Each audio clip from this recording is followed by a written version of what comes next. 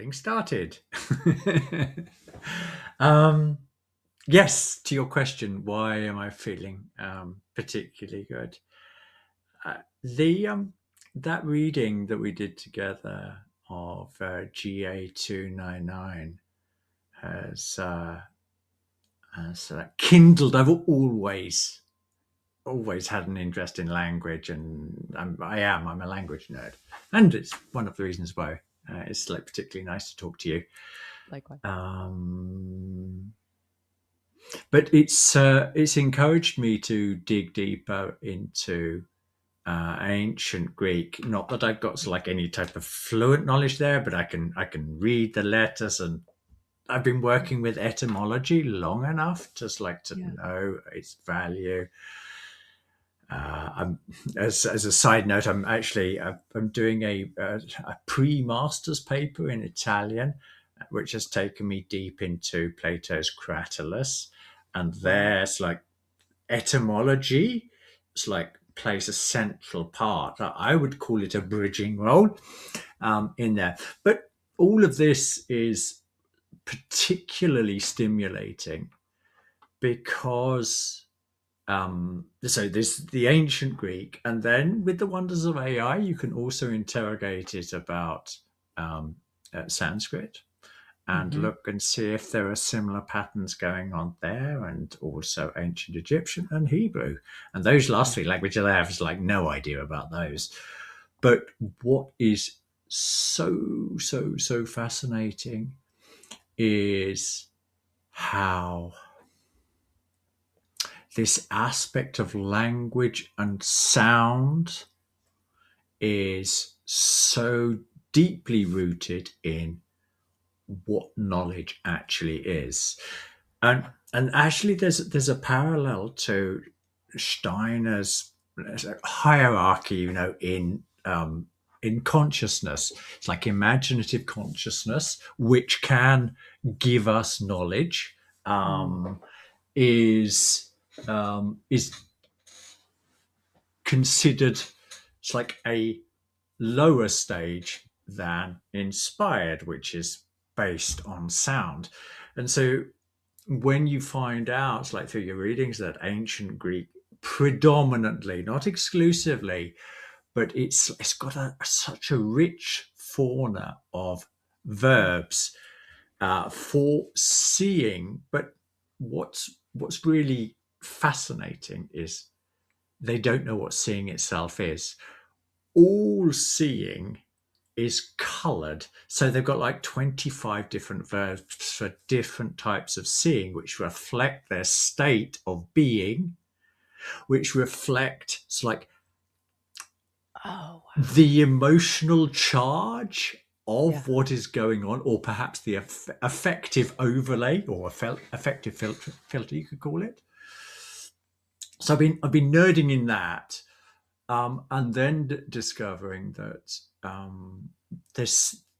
that you can find something similar with regards to sound, but if you really want to, it's like find out how sound is related to knowledge, actually it's specifically Sanskrit is like incredibly rich and is deeply connected to this idea of knowledge. So just as like as an example, so the word idea, it's the idea of it comes from Greek, eidon, and so there's this central idea there that knowledge is connected to something that is like perceived through with light, whereas the deepest knowledge in Sanskrit is connected with I think it's called shruti, but it's found in sound. Oh my! And it becomes particularly interesting from another angle is when you begin to think about the central role of mantras in Eastern religion. And Steiner's made some comments about mantras, but it's actually pretty scarce. I do want. I'll add something on after that about that scarcity. But before I go rambling on, when you hear this, does this connect in any way to your own thoughts on language itself? This Yeah. mysterious Yeah. thing that we're So, capable of. well, you brought up so many good topics, and just this is more of a coincidence thing, but recently in our study group here in Maine, we've been reading Christianity as a Mystical Fact, and we have a pretty diverse group. Hmm. So one woman really comes from a Zen Buddhism background, and Hmm. she's a good friend of mine, and we came to the section of the book on the book of Revelation, the Apocalypse of St. John, and many of us, including several members of the group who have a Catholic background, said, "Oh, I've never read Book of Revelation." And I was like, "Let's read it." So we decided to read Book of Revelation out loud Yeah. as we're in the middle of this, book, Christianity as a Mystical Fact.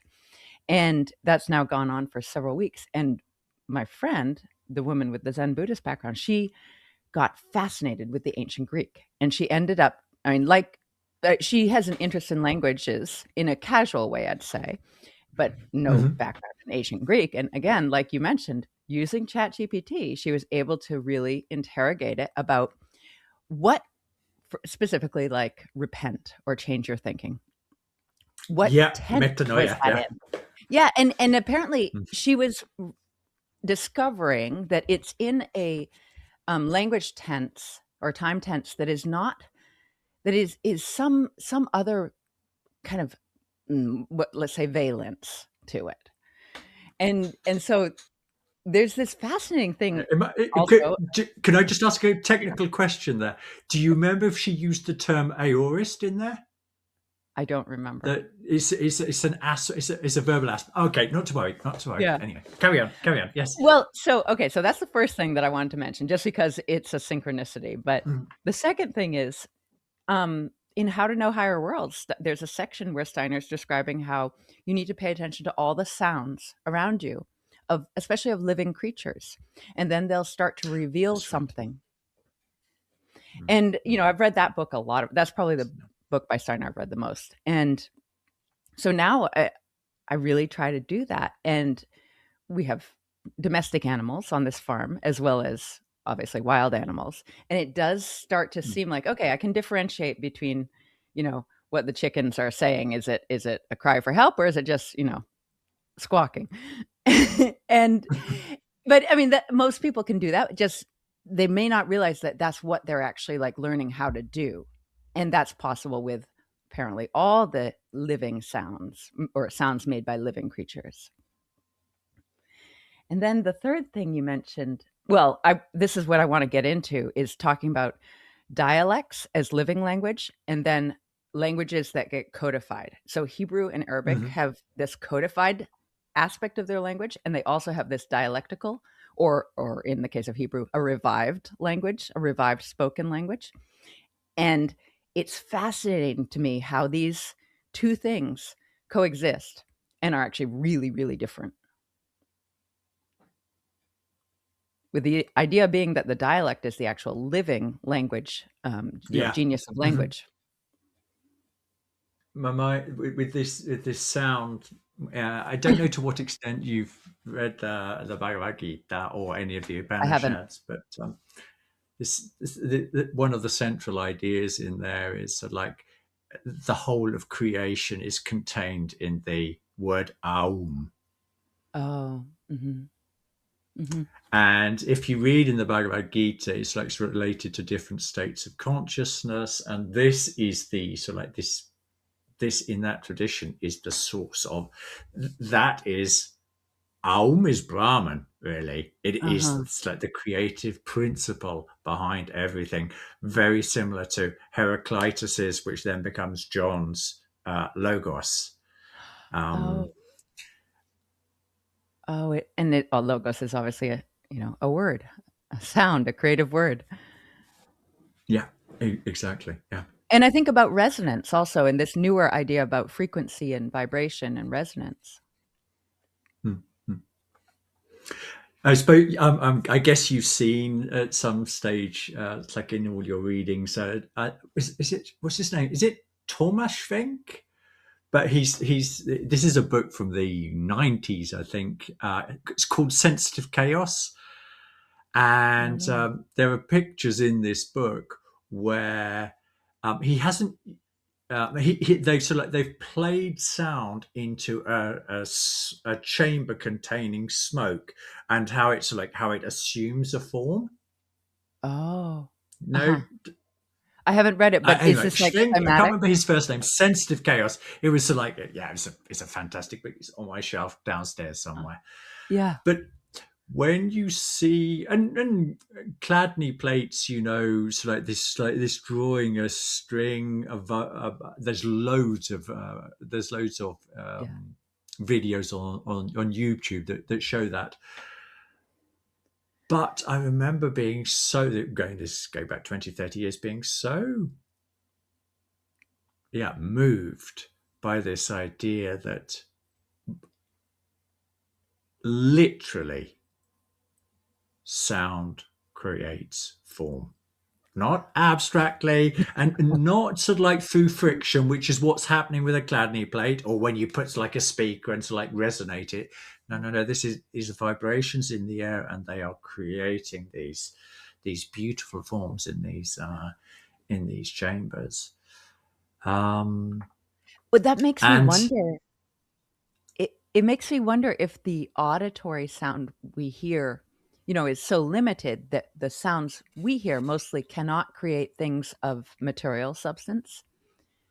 But if we could hear sound in a different way, I don't know. I mean, there's the electromagnetic spectrum of frequency, and then there's the sound spectrum of frequency, and they have this weird resonance in yeah, places. Mhm. I didn't know about. Tell me more about that. Though I don't think I I'm not gonna recognise do a that. good enough job of bringing it up, but it's a thing that Okay.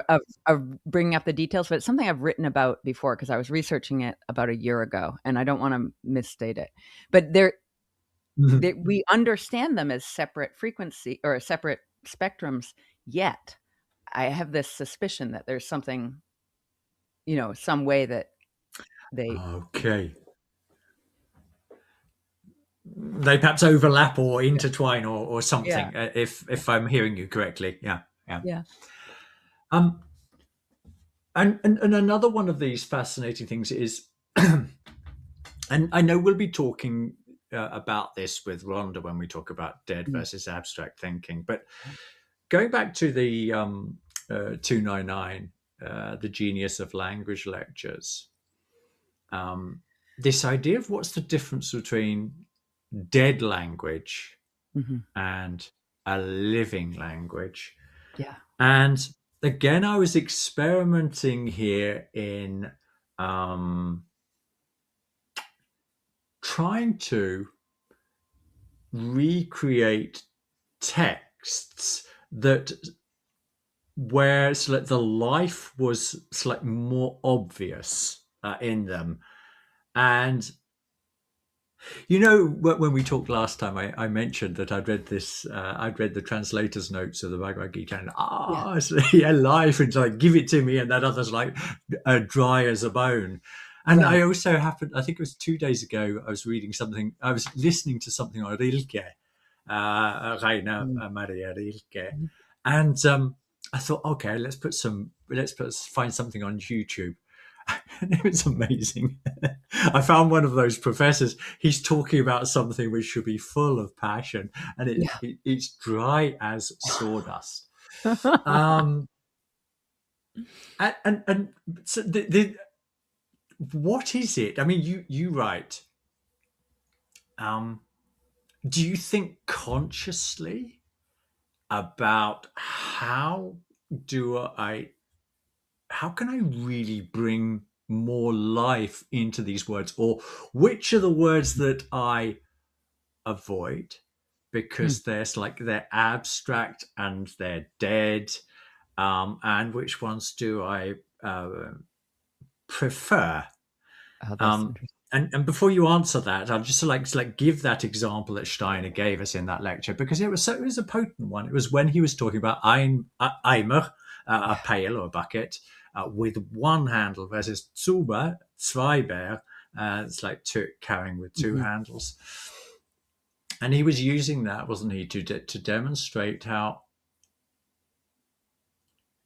with very basic language, you can feel Yeah. how this word has put together, how Eimer is the right word for a pail. Yeah. It's not. Yeah. Bucket. How did bucket come about? I mean, that might be not necessarily a very good example of a very abstract term, Right. but when we don't know how these words came about, they are, to a large extent, abstract. But Right. there are certain words that sort of like are capable of, it's like, moving us, or sort of, bringing some type of emotional movement into whatever we're reading or whatever we're Yeah. writing. Is that something that you think about when you're writing? I don't think I think about it consciously. I pretty much have a style of writing, which is I hear the sentences in my head and then I write them down. And so yeah, I edit later for clarity, Mm-hmm. but I hardly ever try to sit down and write something, um, and, like, think about it in a procedural way because it doesn't seem to work it doesn't work for Yeah. storytelling, and it often doesn't work for even something like business, you know? If I need to write an email to someone that has to be about, a complex topic, if I'm doing a good job, I wait until I hear the right sentences in my head, and then I write them down. And if I'm rushed Yeah. and I can't wait that long, then it just doesn't work as well. Yeah. Yeah. So, But but there's a feeling relationship to it going on, what feels alive and what will work. yeah, and so again, English, I feel like it's hard to as an English speaker, I can see the parts of the language that are French and the parts that are German, but I Mm-hmm. can't figure out what is English alone. And, there's an interesting thing that my husband pointed out. In the law in English, we have a lot of phrases such as like cease and desist, or, there's two words, one after Mm-hmm. another. And he Mm-hmm. said that Yeah. this comes from one is Anglo and one is French. And it was a way of trying to make the law clearer in this combined cultural sphere. Or one is Germanic and one is French. I don't know if that works for cease and desist, but it works for No, some I was just other. thinking about that specific example. I'm not actually sure it does, but it might Yeah. be in other cases. Yeah. Um, yeah, go on. Well, yeah, so I feel like it's hard to tell what are the actual, like, English words. In the same Steiner's using this GA299 to talk about, and he's referring indirectly to them, and not being a German speaker, I can't quite figure out what they are, but he's saying this seemingly German word is not German, and this seemingly German word is not German, and they are, to a foreigner, words that sound German, such as the shoemaker example. You Mm-hmm. know what I'm talking about? Yeah, Okay. Yes. Yeah. yeah. Yeah. Mm-hmm. And, The shoe stain. yeah, but what he's getting at is, like, there are the real German genius of language words that are the actual, the language, the folk spirit language. And then there are these influences that come from outside. And, he even gives a timeline for that. I think it was 600 AD. There's these influences very strongly felt from outside. Before that, there was some of the Mm-hmm. original. Yeah. Yeah. But like is pointed out many places for modern English speakers, is it can be hard to understand even Shakespeare, which is relatively recent, because our language has changed so much, which speaks Yeah. to English being very dialectical, and so in that sense alive, but I Mm-hmm. can't tell what is English. Yeah. And that is really where, Mhm. well, knowledge of other languages come in. If you know some German, if you know Swedish, or if you knew Norwegian, or if you knew Danish, then you get to like a more solid base, Yeah. for what is Germanic, because English is a Germanic language. Yeah. But it's like 1066, the Normans come in, and basically it becomes, it's like the court language becomes French of that time, Yeah. a Norman, and then that has like a huge impact on the vocabulary that is used. So you get lots of these Latinates, Yeah. French, and they're romantic languages. Latin, French. They're being introduced there to really muddy the water if you wanted to hold those, so like those two Mhm. aspects distinct. I was thinking, yeah, there's a few examples there. So I remember, so if you take when you're talking about a pig, then actually it's the German word, and the Scandinavian word for that is Schwein. So you Yeah. can see where swine comes from. But when it comes to the meat of pigs, you don't use the Germanic term. You use pork, which is French. Oh, So that's one interesting. of the things that you can identify. That's Yeah. like when it comes to culinary aspects, it's like in English. If you want to be a snob, basically Yeah. going all the way back to like hundreds of years, then you would prefer the French sounding word. Right. And here I'm guessing, speculating, but it was because of like the rich households, so like they wanted to be a cut above the rest, and Yeah. so they used French terms rather than English terms. Right. And it's the same with beef. Beef isn't an English word. Boeuf. It's French, but when it comes to the actual animal itself, cue or coup, which is Is the cow. name. Interesting. So Yeah. yeah, and the same with chicken or poultry. Oh, poultry. What's Right. going on Yeah. there? But one of the things, because Steiner does talk about this, that German still has a certain amount of life in it, which Yeah. has like disappeared out of English, and it's not being absolute about it. But there are a few words that in German that's like could begin to convey, if we were still living in the genius of the language, instead of saying television, which is Greek for distance vision, Hmm. we would say something like away seeing or something like that. I'm going to away see tonight. Right. Right. But that's what the Germans do. Ich sehe fern. Oh, I right. am I am I am seeing distant. Yeah. Yeah. And they do this consistently. And so when you come to somebody like Novalis Mm. and you see how he's putting these words together, this it, they feel so uncomfortable in English if you were trying to do it, but so like living in the German, you sort of like, so let's take, there's one word. Well, we might look at some more examples if you like in Yeah. a little bit, Yeah.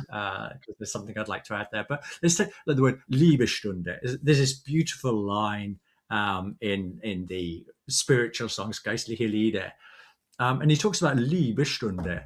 Um, so if I translate that for you, it is a love hour. Yeah.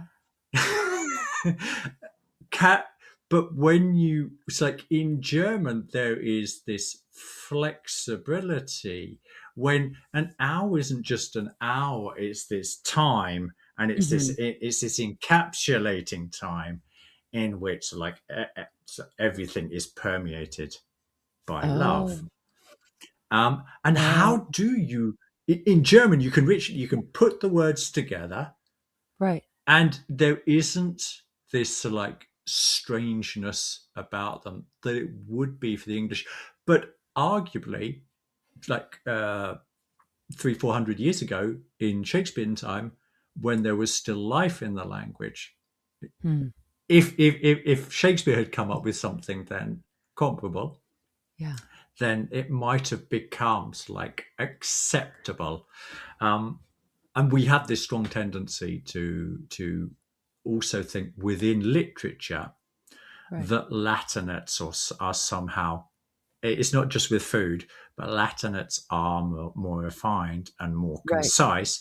But of course, if you don't have any feeling for the Romantic languages and Latin, which is already somewhat calcified, then you can't identify what are the ideas that are being put together Right. here to create this idea. Um, Do you think English is dead? it's yeah, dead is in comparison to the way in which you can create new words and people can intuit what you mean with them. I'm comparing to, for Yeah. example, German. It's deader. But even Steiner himself was saying it's like German is also, it's like he compared it Yeah. to Goethe's time when it was still sort of like possible to put these words together. So he also talked about this genius of language also becoming more distant, i.e., Mm. language. He pinpointed that English already like became highly abstractive or Yeah. abstract um, centuries ago, and Germany just 100 years ago from his time was still full of life. Yeah. But he was arguing that it was already so like abstraction was creeping in more and more to German language at And that stage. I was always told, that one of the reasons Steiner incarnated in German language was it still had that ability, perhaps unlike the other European languages. Had you heard that? Yes, and for other reasons, I think Yeah. as well. Yeah. But yeah, definitely. And yet, I mean, we know that in English, new words are being made all the time, but it's somehow these are more like what would we call them? Like conglomeration words rather than actual language forming genius words. Yeah, it would be interesting, wouldn't it, to be to study what are these new words and to Yeah. where are we just changing Latin words with which we don't have that genius of Mm. language relationship, where compared to those which are really building on, um, those central. It's let's call them English Germanic Yeah. or Anglo Germanic prepositions and verbs that are really like at the core of Right. it, of what English is. Um, because abstraction can create more abstractions. If that's like somehow gets a little bit closer to your question, is English language dead? No, no, it's not. But is it just like creating more and more abstractions? That might be Yeah. like an. Is it predominantly in your abstractions that it's creating that don't people can't feel their way back into what this might mean, so that it actually becomes a richer, a more obvious relationship to the sound and what is it is supposed to communicate, rather than having to look up what it means. Yeah. Because that with that I'm a Zuber example, carry with one hand, carry with two hands. Okay, what can that be? Right. Type of Right. thing. But I mean, so like I'm surrounded by things right now that are new words, a keyboard. Mm-hmm. Um, Yep. that word tells me what it is, doesn't it? Yes. Yeah. Mm. I mean, the keys are like Uh, it, it's a good question. it is a good question because what else is a keyboard? Is that a piano? No, it's not a piano in the background there that I see, but it's like if you've got a synth, then you also have a keyboard there. It's Yeah. Right. that's Right. something very different again, isn't it? But you Yeah. can see the similarities, Mhm. but it's like a remarkably different. So like creating music rather than tapping out individual letters. Yeah. Well, but there's an analogy. The letters are like little notes. yeah, yeah, yeah. Yeah, Mm-hmm. little phonemes. I know over the over Christmas, I was involved in a group, a Holy Nights group, Yeah. and I did some work on Navalis, and I did some uh, images and found some George MacDonald translations. It seemed to be the only translations available in English, Huh. and one of the things one of the things that surprised me is, or contrasting the German, which I know so well. I've got a 25 years ago when I used to go out cycling, I used to recite Oh my. this.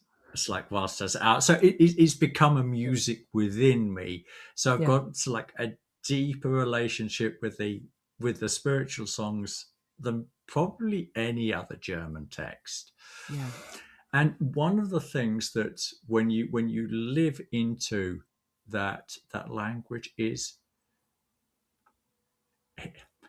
how can I say, it's real German, it's authentic German, in the sense that it's not it's doing the opposite of trying to be pretentious. Oh. It's trying to be like firmly rooted in the genius of the language. Mm. Um, and so there's a beauty, and obviously, I mean, always, if you're translating like MacDonald did, then you're going to struggle with the rhyme. And he went when he did his translation. We can look at an example if you like in a Yeah. second. Yeah. But he he by going for trying to imitate the rhyme, or yeah, the that emotional aspect. Quite often, I found the words jarring when I compared back to the Oh. German. There's a richness there in the earthiness, Yeah. in the still living quality that's in those words that is very difficult to capture in English. And I was just talking the group through sort of one particular one. Oh, no, that's right. We went through and looked at several of these lines, and I said, look, let's just look at this line. What's Yeah. what's being said there? And I needed to like give several Oh. sentences to begin to communicate what this simple line was saying. And one of the group members like said, "Have you like ever thought about translating it?" And I said no, but I did begin to start thinking about trying to do that um, a month or two afterwards, but I only managed to do the first verse in a way that I thought came somewhat close Yeah. to that earthiness. That there's still that living direct experience of the language that is still there Hmm. in Navalis. But, So, do you feel like that's a characteristic of the German folk soul, which is, you know, not pretentious, connected to the earth, uh, direct? very much so, yes. Yeah. And I have to go. I have to recognise like these are my own experiences. I'm sure that if somebody went out looking for pretentiousness in Germany, they could find it in Right. abundance. It's not. Yeah. I'm not saying it doesn't exist, Yeah. but this is to quite a large extent, that's what characterized some of my first strong impressions of living in Germany. Mm. That there was that. People were down to earth, they were practical, they were, and I'm not saying the English aren't real, but they were real in a different way. Yeah. Um, and that really, yeah, made a big impression on me. I don't know. Have you got any experience of Germans, or? Oh, I mean, no, I mean, I not like suppose if you. you, yeah, I mean, I've uh, traveled there, but not extensively, and, but I do feel like English, both American and British English, I, I want to say it's like it's always through a screen, and I don't mean that literally, not like a television or computer screen. I mean like there's a barrier somehow, a veil, and so there's something projected Hmm. and something that's inside, and then that has had this worldwide analogy where most everything that has come through a screen has been in English first, you know? Mm. Mm. I was trying to think about so like some of the English poets that so like really do it's like have managed to keep some of the living quality that I Mm. think is in that I still experience in German. And I do think um yeah, that's a good example. For example, someone like Wordsworth, I feel is still in that living quality. Hmm. It's like in the directness of his language. But if you compare, oh, oh, the name of the poem, I looked into this deeply recently, but the name escapes me. He was a more modern poet. Uh, Ezra Pound helped him to it's like complete his poems, like one of the most celebrated poems in the almost like more modern English language. I'm not Do going you to know be who able. I'm talking about? No, no. No, T.S. Eliot. T.S. Oh, Eliot. okay. T.S. Eliot. So in his poem, The Wasteland, or Wastelands, isn't it, actually? The Hollow Men is good. But so those are hugely powerful poems, Hmm. really wonderful, but you need a lot of work to get something out of them. Huh. Whereas I don't feel when I read someone like Novalis or Goethe, it's not hard work. There's still something simple but essential that's still there that hasn't you use the words like a veil. Yeah. Um it's not been veiled in Hmm. the same way that somebody and Yeah. wastelands if you can get into it if you've got the time it's absolutely fantastic but it Really doesn't read easily. interesting. um you need to listen to a few people who've read it dozens of times to understand and get a feel for the magic and then you can begin to like live into it. Wow. And that feels for me that within German, Yeah.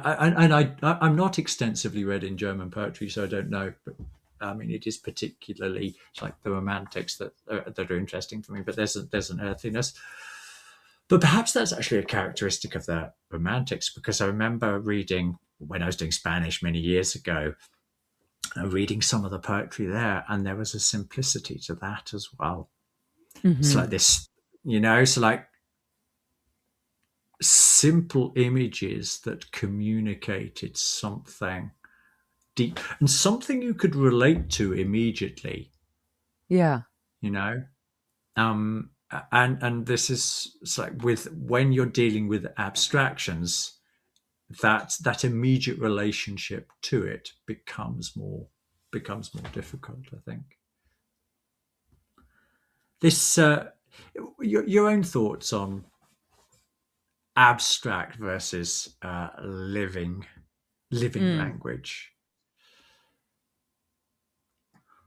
Yeah. So, I mean, I was very interested to read the document that you had that we are going to talk about with Rhonda, which is GA 215, yeah. 215. Sorry, 215. Yeah, And that one. So that really does make that amazing point, which is living thinking, probably like living language, is like an actual I don't know, picture of the real reality. And so we have no freedom because just like that tree out there is real, I don't have freedom to eh, for it not to be part of my reality. Um, but once these thoughts become dead, we do have the freedom to move them in or out of our reality. So that was a fascinating point to me. And I'm looking forward to talking about that more with Rhonda, but I don't know if I can totally make this connection. The thing that I want to talk about is this idea of dialect as the remaining Hmm. aspect of living language. And so I noticed this like a mirror this morning. So the Arabic has it's it was sort of fixed in time when the Quran was written, and that version of the written language became um, it passed through the centuries and became known today as Standard Arabic. And while it's very different from, it's not Hmm. very, it's different from Quranic Arabic. It is considered Standard Arabic. And what's interesting about it is, let's say, mutually intelligible with the language from 600 AD, but Yeah. and it is used in a formal and written way all throughout the Arabic speaking world, which is a lot of people. That's like, 400 million people. But that's across, 28 countries or something like that, is across many, many cultural groups. And so all of those cultural groups have developed their own spoken Arabic, which is different. Hmm. And it's Of course, different yeah. enough that someone from, Morocco can't understand someone from Iraq and vice versa for the most part. And I actually have Hmm. close people to me, and in their family, I've been able to see that because um, one of the mothers, the grandmother, is she's from Morocco, and while she's not that old, she's, I don't know, 65. She actually can't understand someone from outside of her language group, but in Arabic, and vice versa. Um, so now the analogy is, so you have these two things happening in parallel. You have the quasi fixed formal language, which was Yeah. set into written word with the Quran, and then you have the dialects, which are growing ever more, but they maintain this connection to the quasi formal written language. And then, almost as a literal timeline mirror, you have an interesting thing that happens with Hebrew. So Hebrew as a spoken language diminishes greatly to the point of nearly dying out 300, 400 AD. And Hmm. yet it's maintained as a formal language. And then recently, in the past 2 centuries, has been revived as a spoken language.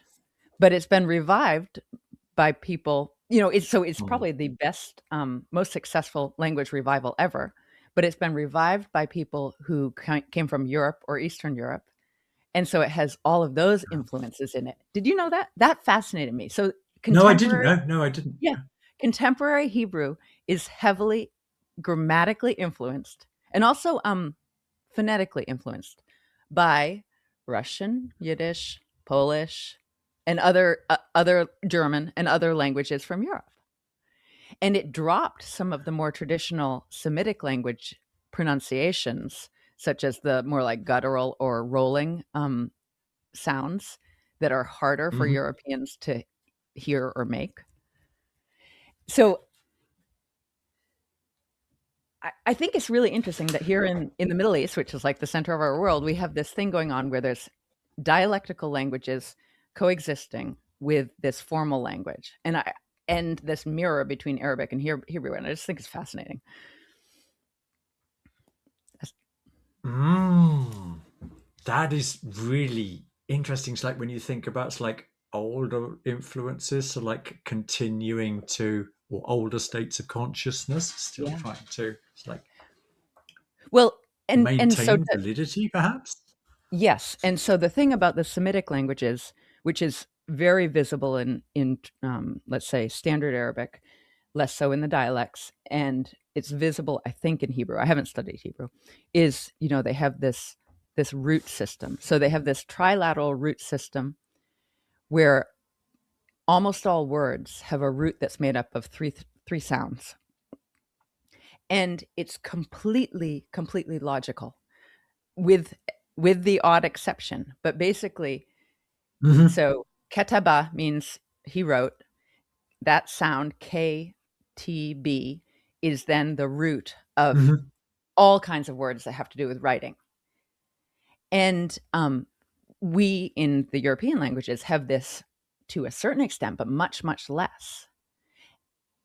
And the way it has been maintained with what I would consider like unbelievable logic, or you could call it rigidity, in Arabic particularly, Mhm. is just astounding, because you can, if you know the root, then you can make any form of any word for the most part.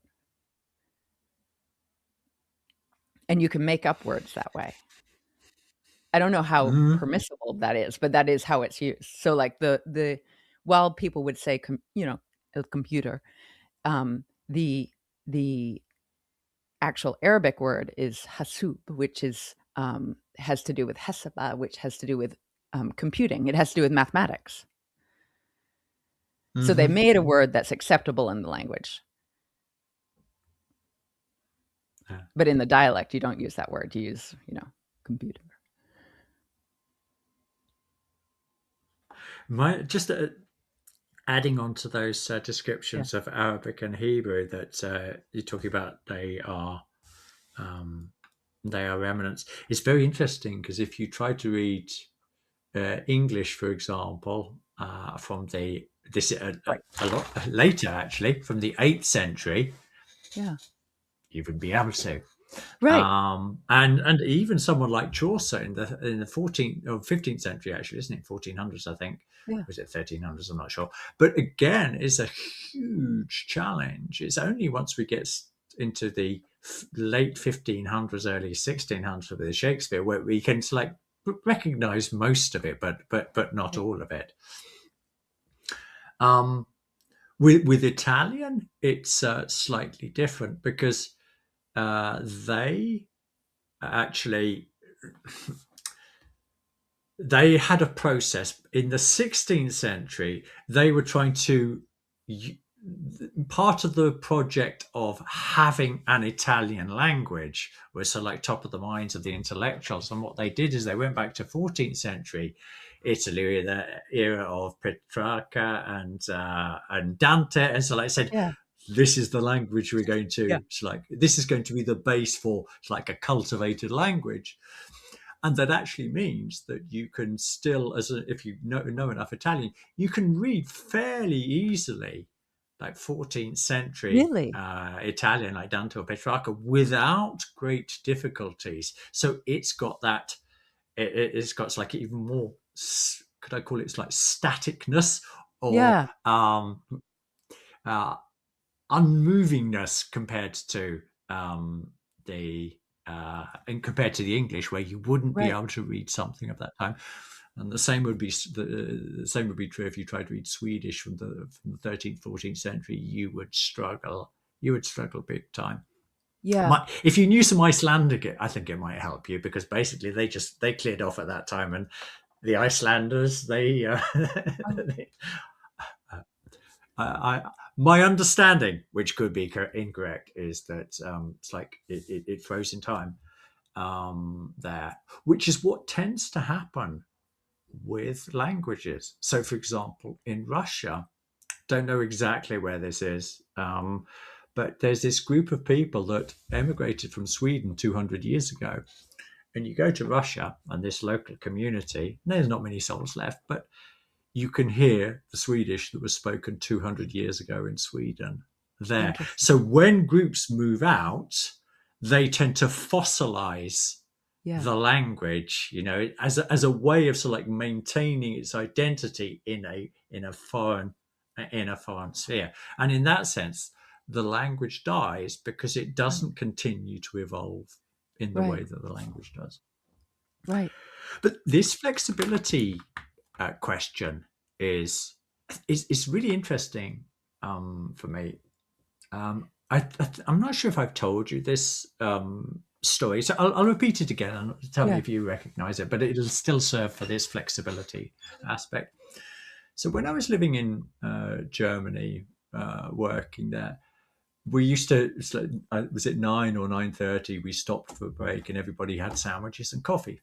Feschbar, it was called, and there were lots of Turks So like they were foreign workers working there, and there was me, and their German wasn't like too clever. But what was really interesting, and my German certainly wasn't up to much at that stage, but I remember being so fascinated in how, in certain cases, I was better able to understand the Turk speaking German than the Oh, Germans listening to the Turk speaking German. And why? one of the things that I think was happening was um, me as somebody learning the language, there was still a lot of fluidity Yeah. there. And I used to make the mistakes of like, instead of saying you, I would say ooh, or it's the vowel sounds. I would sort of like, Mhm. I would mince them up occasionally. And this is what the Turks were doing. It's like they were putting in the wrong vowel sounds, but I was able, the flexibility or the Yeah. life was sort of like still in me, Mhm. that I could recognize, they meant, when they said mule, they didn't mean a windmill, they meant mile, which means honey. The context sort of like Yeah. made it obvious, okay? Um, but I was fascinated that the Germans couldn't do that. Mhm. But I think there's also that it is that something does, or perhaps this is more of a question, does something die within Yeah. us with our own relationship to language unless we find a way of keeping it alive? I don't know. I don't know if you have any thoughts about that.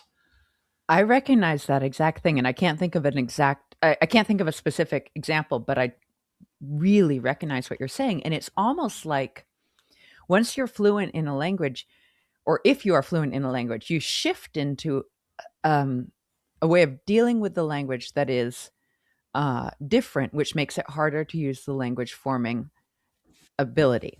And also, Mm-hmm. there's another Yeah. hint at this, with numbers, as I'm sure you've experienced. Doing numbers in a foreign language is dramatically harder than doing, the Yeah. language itself. And everyone knows this, and why that is, it means that when we're doing numbers, somehow we're doing something else that's not really the language part. Yeah. Yeah. We want to go back to, it's like that early learning stage when we learned the numbers and you learned those Yeah, very simple calculations. Yeah. yeah, Yeah. It's not rooted in us in the same way. yeah, We've learnt the sounds, but it doesn't live its own deep life yeah. And within it's us. Yeah. I think I it's used to common. use, sorry, go. I was just gonna say, I think it's common for, people who are completely fluent in, let's say, English, and but as foreign speakers, then they have to switch back to their native language for math. Yeah. It was Yeah. one of the way that they tested for German spies in the UK during their Second World War. Oh. They forced them to perform calculations. That's good. And Yeah, I mean, if the Germans were smart, they were probably doing the same with the English yeah, as well. yeah, But yeah, it's like I first heard the stories like from the yeah, English perspective. yeah, Yeah, and it's rooted in that truth that you're saying there. yeah. But so, how do we? It becomes an interesting question then, doesn't it? How can we retain a more living relationship to language? And as I asked that question, there was a seminal book that I read in my early 20s, and it was by a radio profile, that an English one that wouldn't expect any American to know, but he wrote this book called "Why Do We Say That?" And it's basically the story of, we've got thousands of sayings in England, and you Yeah. probably have in America, but obviously I know English a lot better. And what was so beautiful about this was all of these crazy sayings that didn't make any sense. Mhm. It became obvious what the original impulse was. So give a concrete example, and there are hundreds of these literally. But why in English do we say it's cold enough to freeze the balls off a brass monkey. And you might think, oh, there's perhaps there's even something sexual or something in there. Yeah. It's actually it's got nothing to do with that, and it's a common saying. It's cold. Yeah. So what is a monkey? It was a brass plate. It was a plate on a ship Oh my gosh. on which cannonballs were stacked. And when it was cold, as metal does, it Oh shrinks, my gosh. and the balls fall off the brass monkey. So, and when you know that story, it's sort of like that which seemed completely Right. abstract or Yeah. ridiculous. I mean, fun to listen to because you're trying to invent something. You just go, yeah, I can see Yeah. why you would say that. It's so obvious. So I think I was about 23 or 24 when I stumbled across this book. But I think that is part of, or it's certainly been part of my process for trying to retain this living feeling for a language, Yeah. always assuming there is a really good reason why this expression developed. Yeah. Um, and then it becomes like an aspect of cultural history as well. It's like you learn things. I didn't know anything about brass monkeys before I Right. read this, um, but it's also it takes us away from this absurd idea of chance, Mm-hmm. which is so prevalent in so many places. Yeah. Chance is the god of it's the god of science, isn't it? If we can't Yeah. explain it, we say it's just chance. Yeah. Um, but one of the things that you discover with language is there isn't we don't always know why, but many times when you think like it's just a random event, no, Yeah. there's a real string of events and that explain fully, like, coherently how this saying has come about. But then when you get interested in that, um, something like etymologies, like the history of a word, you talked Mm. about repent Right. earlier, and your lady friend who's like went back to the Greek and Yeah. metanoia. And what does metanoia mean? It hasn't got this idea of repent as we commonly Right. understand it, which is sort of like, oh, so like I regret what I'm doing. No, it literally means change your way of seeing the world. Oh, seeing. Now that's fundamentally different Yeah. from Yeah. repent. Yeah. And you can sort of like see sort of if you look at arrepentire, it's like means Italian, that would be something like think about it again. You can Mm-hmm. begin to make connections like back to how metanoia might have become repentire, which then becomes, Mm-hmm. or repentir in French, which then becomes, it's like to repent as we understand it today. But it's only when you become interested in that, in the history there, that these new understandings for a word sort of like Right. they grow up. And I think that's part of, personally for me, what keeps me um I keeps I think I'm in contact with this, like the living quality of the language to a certain extent. And I think that's one of the fundamental pillars. It's like Right. um, in my relationship to language, always asking, why do we say Right. that? Right. Yeah. And it also makes, so like the word repent, of course, has this coloring now in English that is so negative, probably because of, I don't Yes. know, evangelical preachers saying Yeah. repent, repent, repent. Um, and the original word didn't have that coloring, we believe.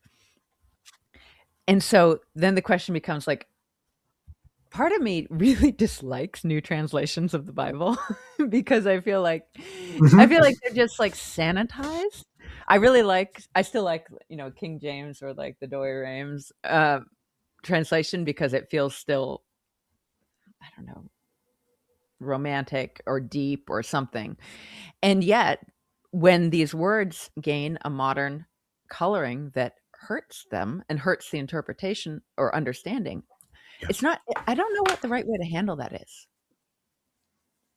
As someone who's trying to convey, It's the problem of simplification. They want to make it readable, but yeah, what they, I think, are less aware of in that process is that they're losing the richness hmm, of the language. If you make everything simple, people don't ask the question, yeah, what does that mean?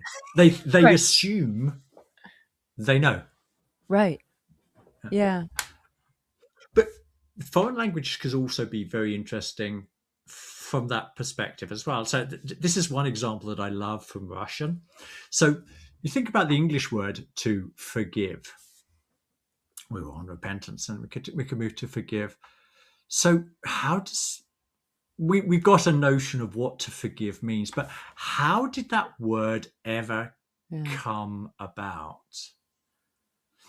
And if you look at the Russian word for it, which is простить, hmm, if you look at the what the word is made of, I'm simplifying somewhat here, but it basically means to simplify. really? And this is yep. And Prokofiev in his book, I think it was when I was reading him that he reflected the occult significance of forgiveness. You might have read it. I don't know. I haven't. Wow, that's You have, amazing. Okay, no, but keep, but he digs into this, and he's. I mean, ultimately, what are you doing from an anthroposophical perspective? One way of describing what you're doing when you forgive somebody is you are simplifying your karma. yeah, wow, So the Russian wisdom. yeah, So like you by turning to different languages, you can get different perspectives on, for example, what forgiveness is, and I find that is yeah, so rewarding when you sort of they say, "What does this forgive mean?" We call right, it simplifying. right. So in German, is it vergeben? Yeah, it is forgiven. Yeah. Okay, and s Uh, what does that make you yeah. think of in German? Because obviously it's the same as in English, and what it like, forgive, like I give or I give for, but in German, what do you think of? Fair is like is like an intensify. It's an intensifying preposition. So Mhm. it's a giving of uh, it's a giving of something. I'm wondering if it's got that like inner quality to it. Vergeben, vergessen, verschieben, verstehen. It's got this because like the German word for to understand is verstehen, which is you've still got the stehen, which is to Mm, stand in English. So it's got this like inner and under quality to it, but how you can map that to give under or I don't know. yeah, I haven't thought about it. and what is it in Swedish? Förlåta in Swedish it's förlåta, and låta means to sound.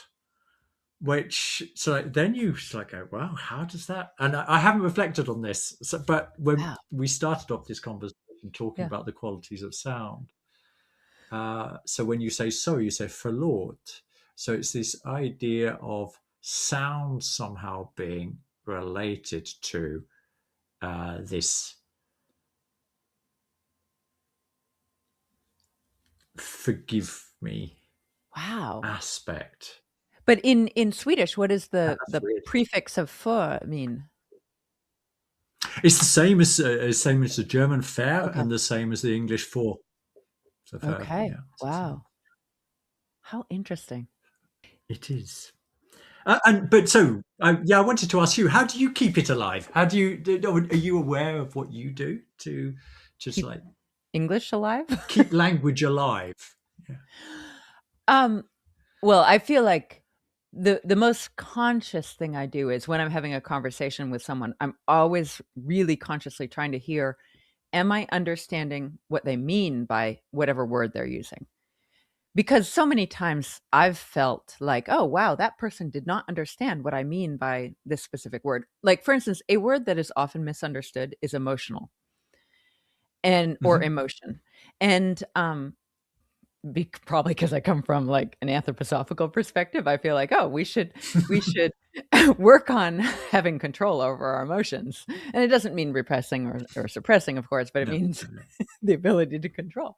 And Oh, so to awareness. me, yeah, awareness and control of emotions is a, a high goal, it's a high priority, it's very good, it's a very good thing. Whereas other people, and I felt so misunderstood when trying to talk about that specific topic. They feel like, oh, no, you need to feel your emotions. You need to, they have a completely different set of ideas and Mm, objectives about emotions.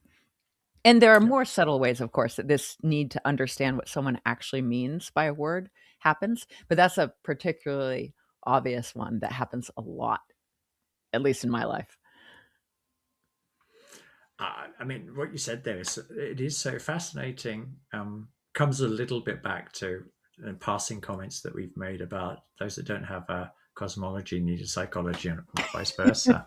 Yeah. Because if life is all about having rich emotional experiences, and then you meet somebody for whom it's not so much about, it's like it's not, as you say, about killing off those emotions, but recognizing the extent to which they can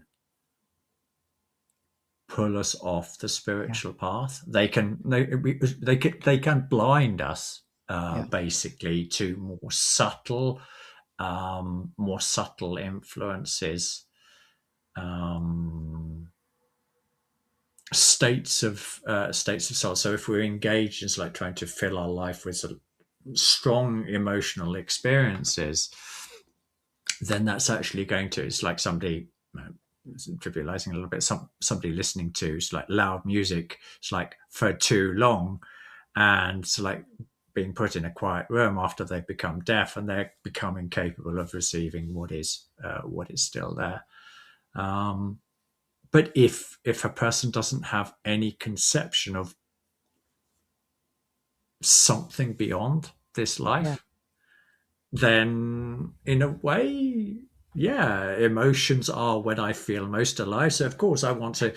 Life is about sort of like experiencing sort of like Right. emotions most intensely, um, and then they meet like weirdos like us, and they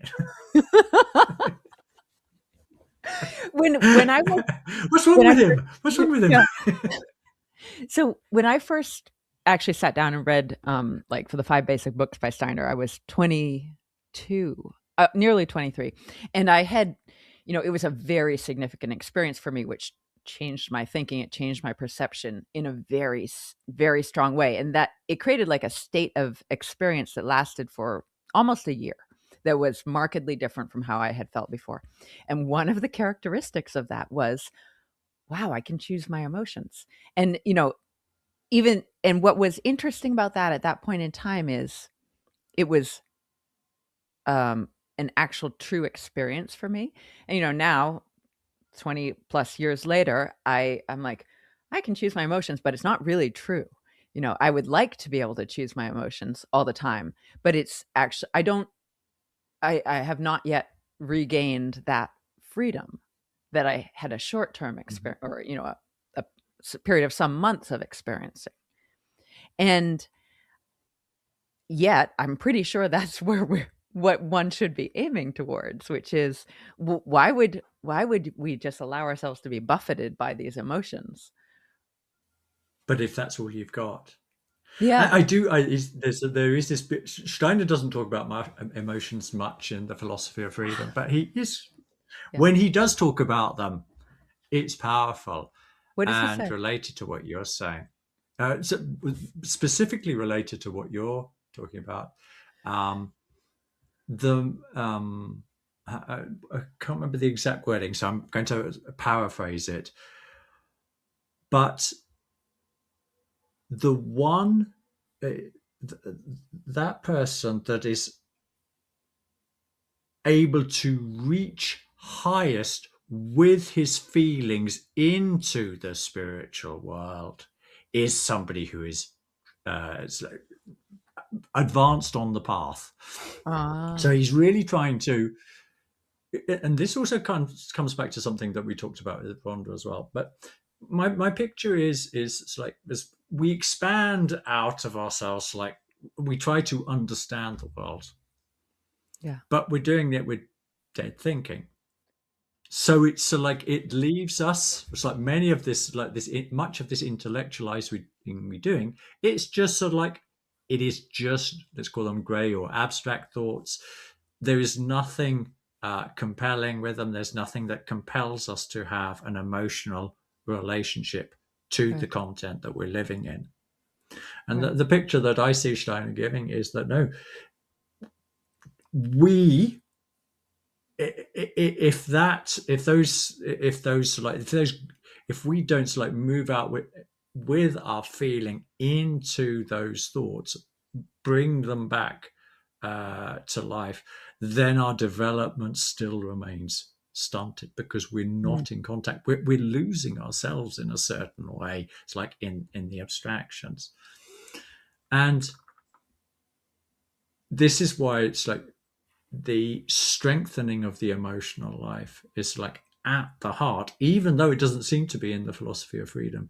It is there, front and center, this idea that part of being a human being is having it's like a strong, a sensitive emotional apparatus, if we could call it that, in which it's another way of exploring the world. So I can think about the world, and that's like that leaves me in freedom. But when I try to like live in my thinking out into that same space, then it impacts me in a fundamentally different way.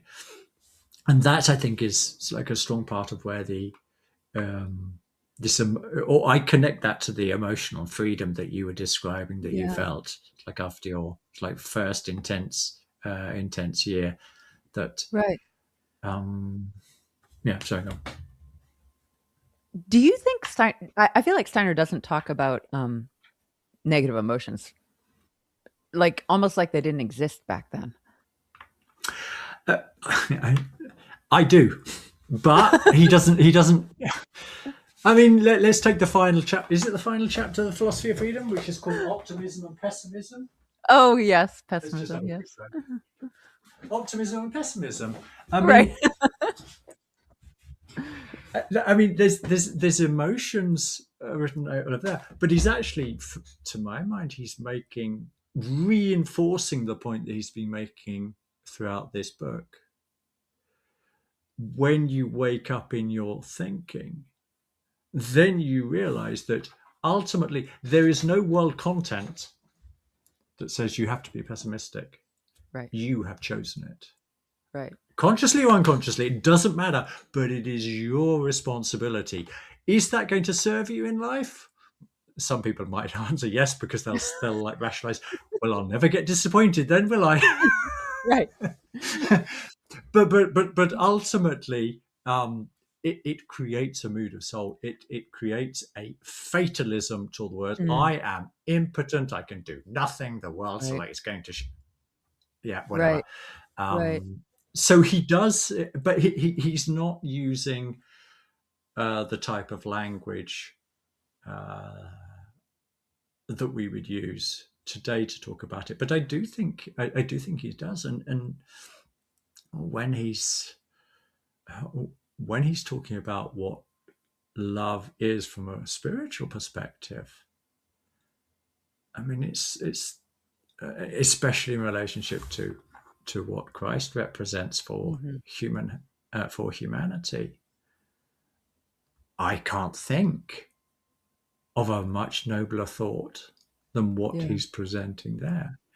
It's it's life changing Right. to experience something like that. But this is also one of the problems with Steiner, isn't it? I mean, Yeah. there's 300 and there's 30 books to read and it's like 320 Yeah. lecture series to read. So Yeah. somebody's read, let's say, it's like 30 of those books and they think they've read a lot of Steiner. Yeah. Yeah, sort of. Right. Right. You need a Exactly. lot of time. Um, I also wanted to talk about we could make this into another conversation. I wanted to talk about pronouns and I wanted to talk about large language models. Yes. You want to talk about this? Okay. Yeah.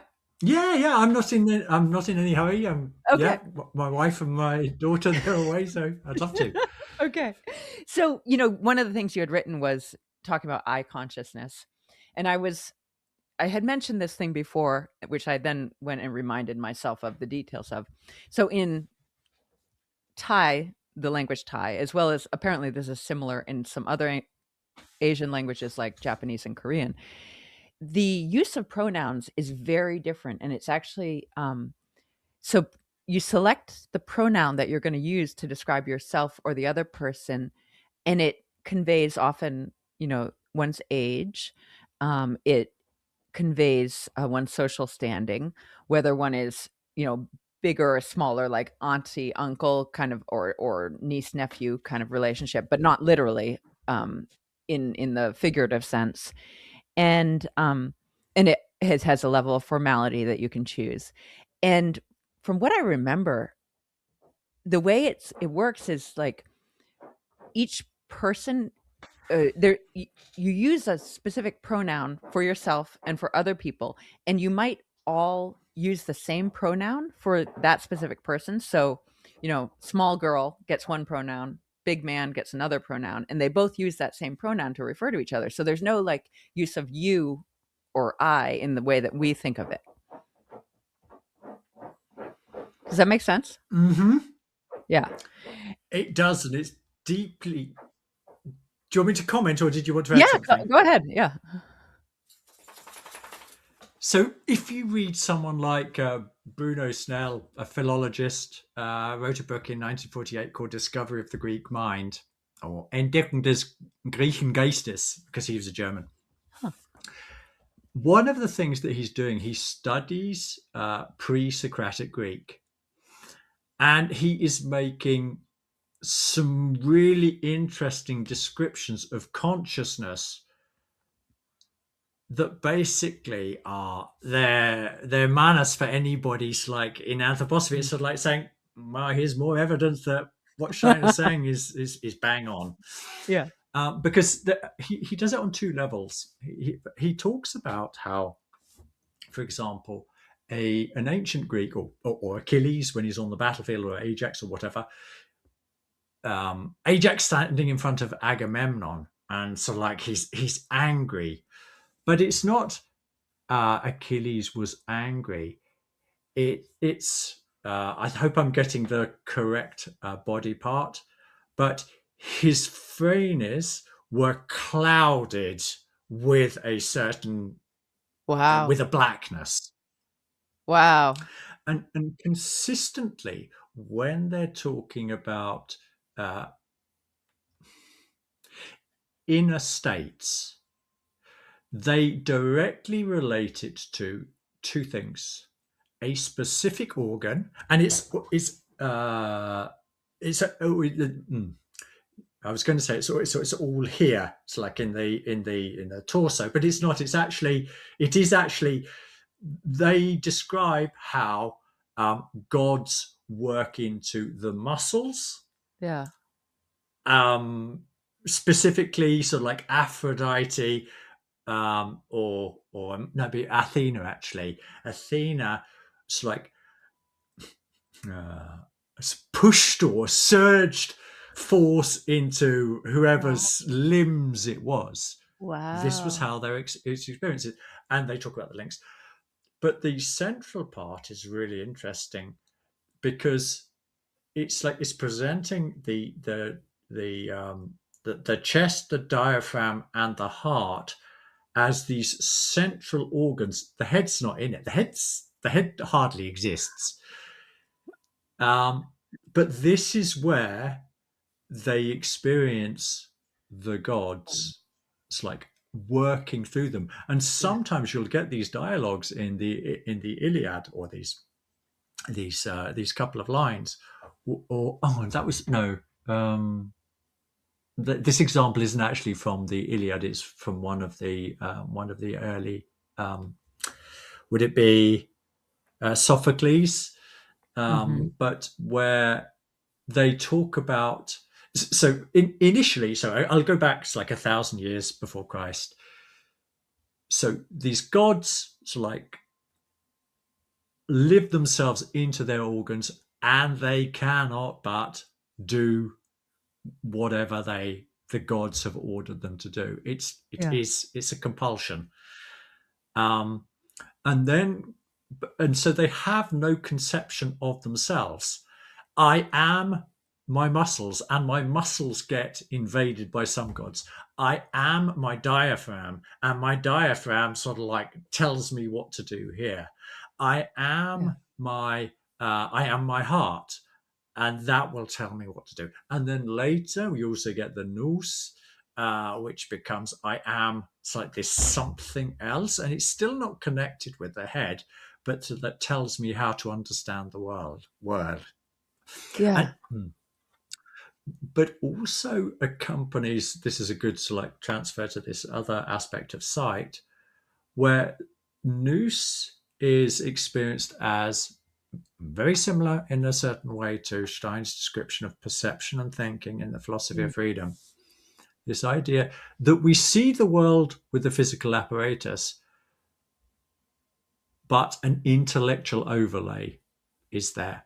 If Mm-hmm. we couldn't think, we wouldn't be able to label anything in the world. But how this comes out in Homeric texts is, imagine you're looking at a battlefield. It's like you're in Troy or whatever, and you see the battlefield, and then suddenly you feel how it is given to you that that person over there is actually person XYZ that's disguised as somebody so that they can't be Oh. seen, so they can perhaps flee from the battlefield.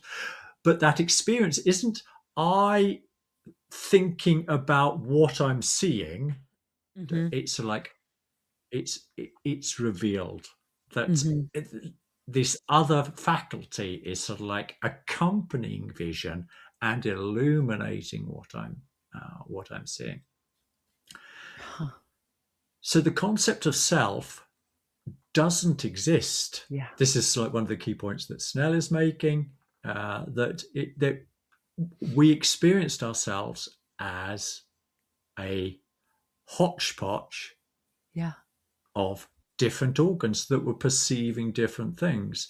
And it's not until you get to someone like Euripides, it's like 5th century, in the plays there, you start to get an idea of a conception. The Greek has learned to recognize itself Mm. as an individual being, Mm-hmm. and not like this constellation of forces. And there's so much more, but I don't want to carry on. I don't want to ramble too much. But your own thoughts on that, or does it relate to any knowledge Oh, that you have? well, it relates to this, this question about how language culture uses pronouns or not. And so, then the example with the Thai language is the most on one side of the spectrum that I'm familiar with. And then I was looking up, of course, Arabic and Russian to see how they handle it. I know how Arabic handles it. Arabic has, an extreme emphasis on gender. And so, in Right. addition to having pronouns, every pronoun is gendered. Um, they also have this dual. Did you know that? It's a funny thing about Arabic. So you have singular, dual, and plural. And so if I want to talk about, well, I think it speaks to gender because, there's this focus on whether something is a couple or whether it's not. There's an emphasis on that. And so Mm-hmm. kitab is one book, kitabain, two books, Thalat Kutab, 3 books. So it's Mhm. the you have the plural only happens after once you get to 3.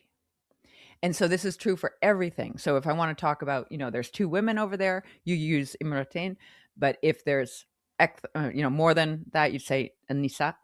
Um, and that's an irregular. But the point is, pronouns are highly gendered in Arabic, and they're also inflected in the verb. So you can speak without using the pronoun. Russian, Mhm. less of a focus on gender, but again, you can speak without using the pronoun. In English, you basically can't speak Yes. without using the pronoun. And so again, I Yeah. think that I wonder how that speaks to this evolution of consciousness where in English, like the self has become the most focused thing, for good or Mm. bad. And that's what Steiner's talking about in the Yeah. genius of language, isn't it? When Yeah. he talks Yeah. about salvo. Yeah. So first of all, it was the anointing that was the central, was the thing. Yeah. It was the essence of what was trying to be communicated, and then the little I was attached as an M on the end. And this happens throughout, certainly throughout all European languages. It's tagged onto the end, Yeah. so that you get these different conjugations. Um, and like you're saying, Russian, Yeah. Italian, Spanish, a lot of the time you can get by without using personal pronouns. You can't do that in English Right. because they've so like instead of being the afterthought, it's the first thought who Right. is the subject.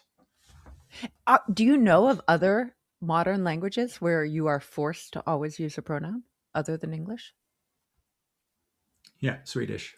Oh, They wow. they have even less conjugation than we do. So English, I play, you play, he plays. So Yeah. you can, if somebody says plays, then it's obviously not I or you. There it must be he or she. But in Swedish, it's just spela, spela, spela, spela, spela. Interesting. Interesting. Yeah. That's I would guess. I would guess it's identical for Norwegian and Danish as well. But I don't know that for a fact. Do you know what it is in Finnish? Finnish is a completely different Yeah. language. But I do know in Finnish, so they do. Uh, they don't have a he and a she. What do they They have? just have on. On means he or she. So you can't use the personal pronoun to determine whether it is a he or a she that is being talked about. Interesting. Interesting. Yeah. Huh. So they were down they went down that path Yeah. Yeah. a long time ago Right. or so they never got to the distinguishing between the two, and because Yeah. Finnish is particularly interesting. Also, we talked about this phenomena of a language sort of like being cut off from its Yeah. mother language and sort Mhm. of like fossilizing. My understanding is that one of the things that most strongly characterizes Finnish is its persistence over time, or its unchanging nature. So Really? I'm not saying that I know that, but you know what we were talking about Hebrew and Yeah. English and Arabic Yeah. and Italian earlier, about it's like when you start being incapable of reading that.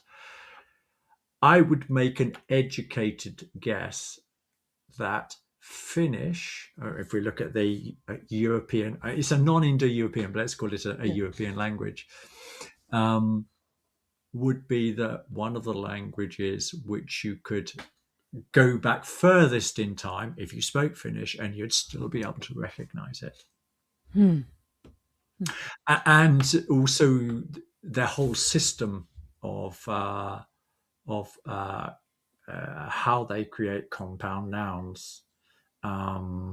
Their grammar system is radically different from ours. So they've got all of these different endings, which are all, according to Steiner's like old model, where you've got the central idea.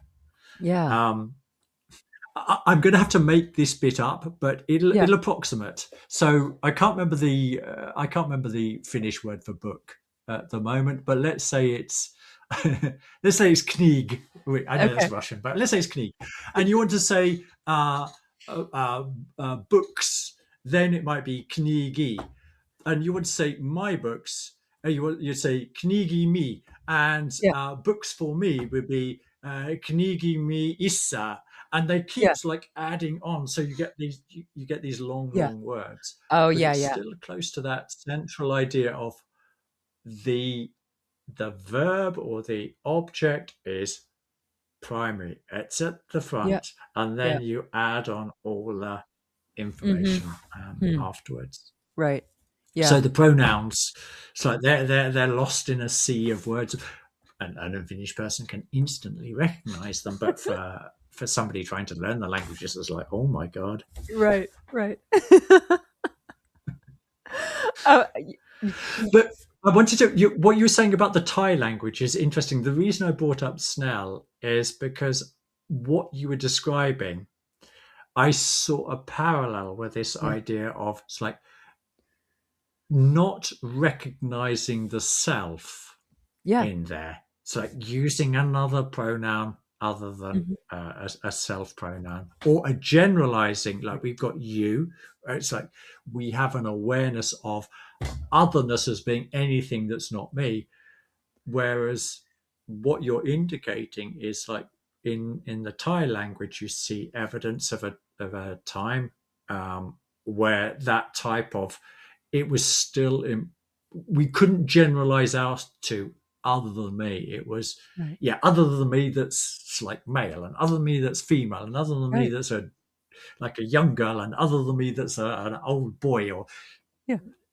Yes. which is similar to the what we were seeing with the Greeks. Could I just add one thing about the Yeah. Greeks, which I find is really interesting? Is if you look at Greek art, um, pre-Socratic art, how the bodies are actually represented also conveys this sort of like cobbled together aspect. So Oh, really? Greek art is like known for its ability to reproduce the beautiful human form in Yeah. like in all its magnificence. But you only have to go back 400 years before they were doing this, and they were drawing sort of like stick men. But the Oh, stick men, they had sort of like they had big sort of like V chests where the so like you yeah. know where the gods talk to them, and so they are very um and so like the muscles, the thigh muscles, they are hugely exaggerated, and they've Yeah. hardly got any waist. Huh. Um, so pointing to this idea, it's like the body as a form, Yeah. they didn't have until the classic period a word for body. They Oh, had a word for a dead body, oh a my. corpse, Yeah. but they did. It took them like centuries to wake up to the realization that their body wasn't all of these different parts, but that it was a whole. Wow. That's really interesting. Do you know anything about modern Greek? Has it obviously has lost all of this, uh, I kind of don't character. know. Yeah. Sorry, no, I don't know enough Yeah. to comment. Um, no, I don't know. Uh, 'Cause I was that is it speaks to something that I'd be interested in some point researching about Thai or some of these other languages is how this pronoun shift almost certainly is happening. Like the use of pronouns, I mhm. expect it will shift or Yeah, has yeah, already. exactly. Yeah. Yeah, yeah. Yeah.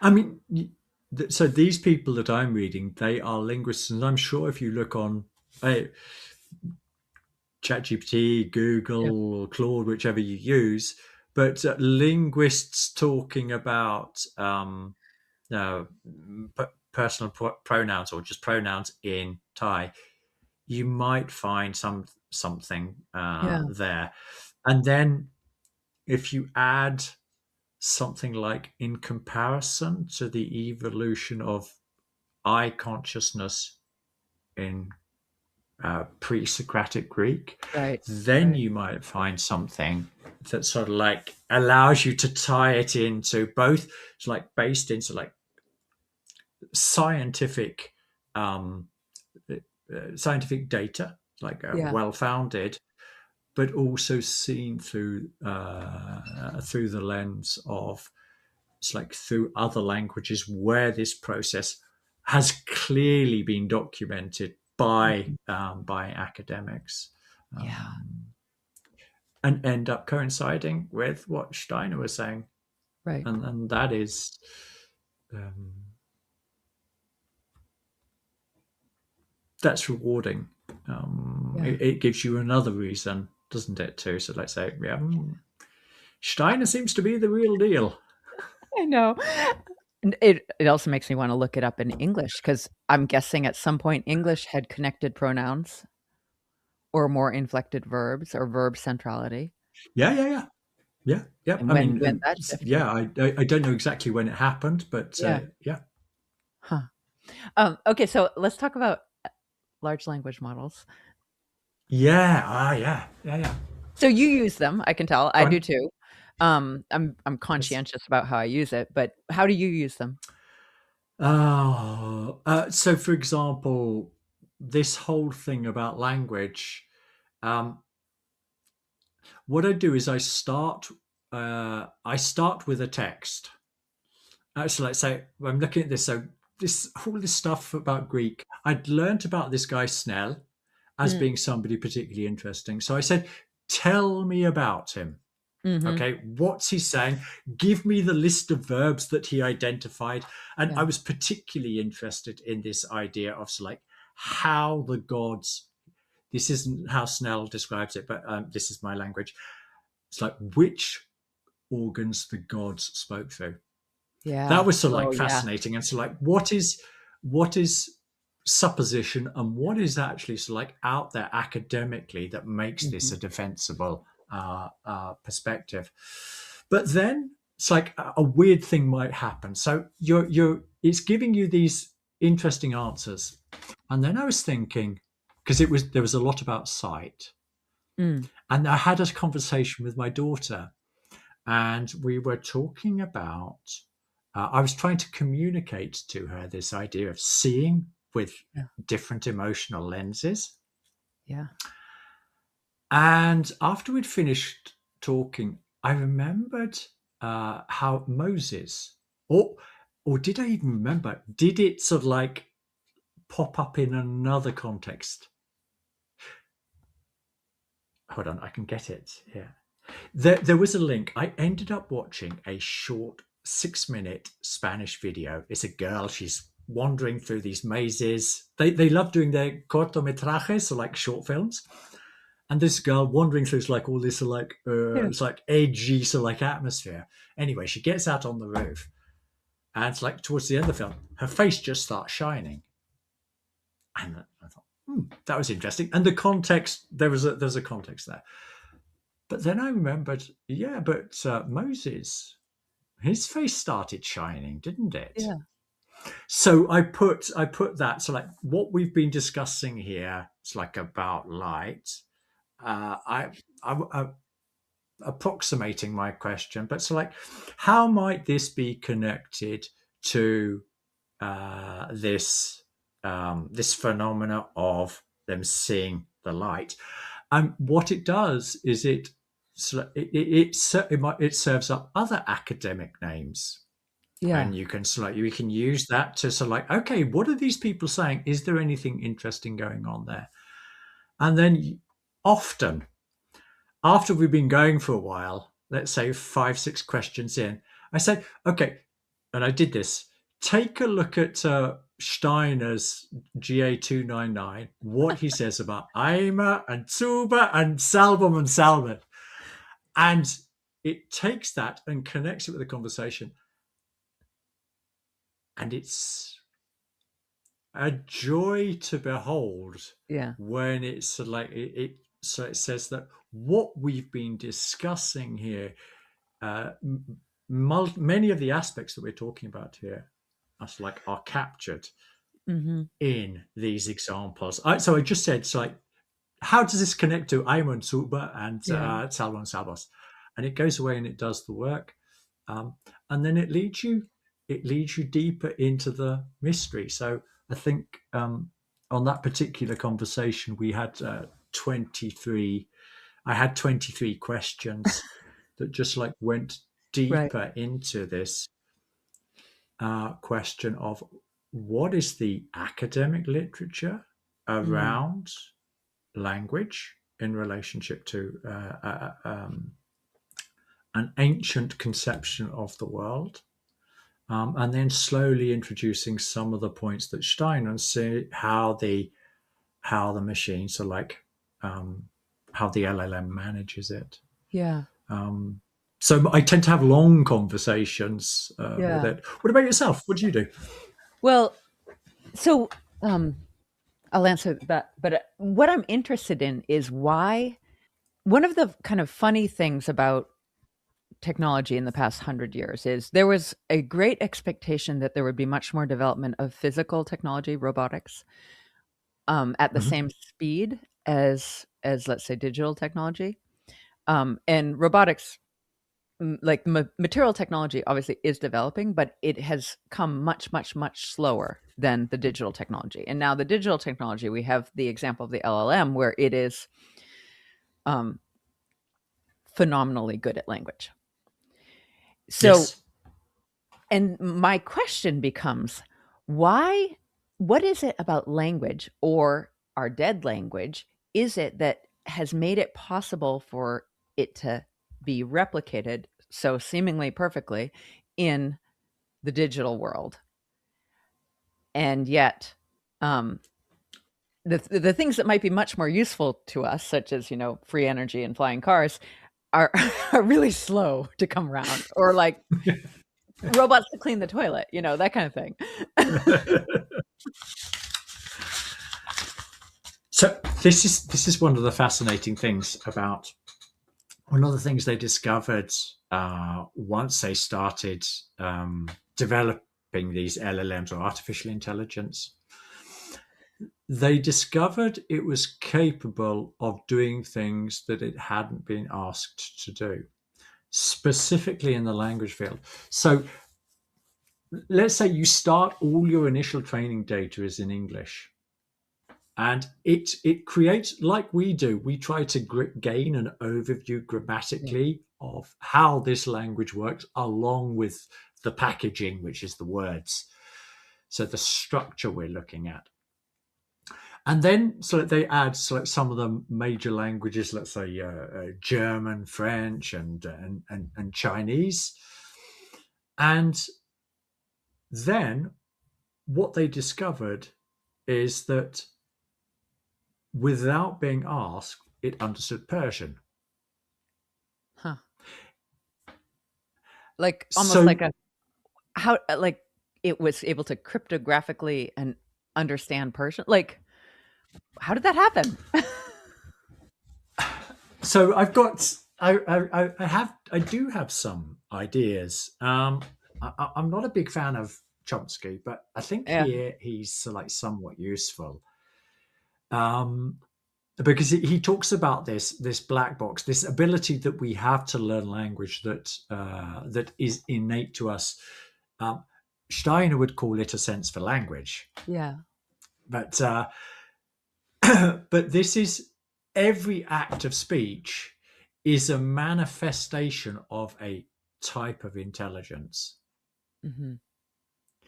And once you've connected, so like you've begun to see, so like the commonalities between English and German, let's say, and then you select, you jump over the bridge and you select English and French and Italian, and then you jump over the bridge again and you select, see, Chinese, and you begin, and you do Russian as well, and you Yeah. begin to see that's like there's a lot of things that are deeply in common here. Yeah. So when a new text is chucked at you, then you're able to, so you are sitting on the blueprint for what is at the root of languages, so that when another language comes along, it's like, these are just different sounds for Yeah. these structures. I've met them before. And this corresponds, and you might recognize this as well.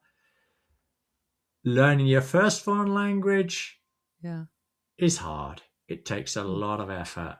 The second foreign language is already easier. The third language, it's Yeah. there are few new concepts that you need to grasp. It's just about the words. It gets easier and easier, and it's actually even more. It, you begin to see the connections. So Right. you start off only knowing English, and then you learn German, and you sort of like go, oh yeah, well that's quite similar, and that's similar. And Hmm. then you learn Swedish, you go, wow. So Yeah. there's like you got this triangle of forces there, Right. and you do the same in the Romantic languages, and the same thing happens. So it's not just about pattern recognition, but learning one helps you Hmm. to learn the other if you then take that step. Right. So I think it's LLMs are probability calculators, incredibly smart probability Yeah. calculators, and with a lot of like refinement and human intervention um, as well, they've been able to like mathematically convert those like similarities Mm. so that they become these hugely powerful tools for language. And yeah, I use it extensively as when I'm like doing my thesis there in Italian. That's Yeah. all the conversations in Italian and so on. Yeah. What about yourself? Do you have any thoughts about what's Well, going on with LLMs? I uh I am surrounded by, a community of people who really, really mostly like reject use of them. Yeah. And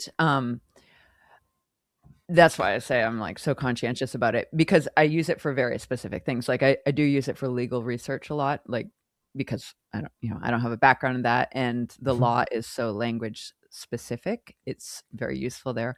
And I Yes. also a friend of mine turned me on to using it for language study. And so I haven't actually turned on the verbal, but I told it, okay, I want to be able to write at C1 level in Arabic. And it's this is what it's amazing for because like what human has the time to sit there and correct every one of my texts and tell me what's a what is it called, a literal translation from English, and what is a Yeah. what is a unnatural saying in Arabic and what's an unnatural collocation in Arabic, but and then tell me what the patterns I have that are wrong.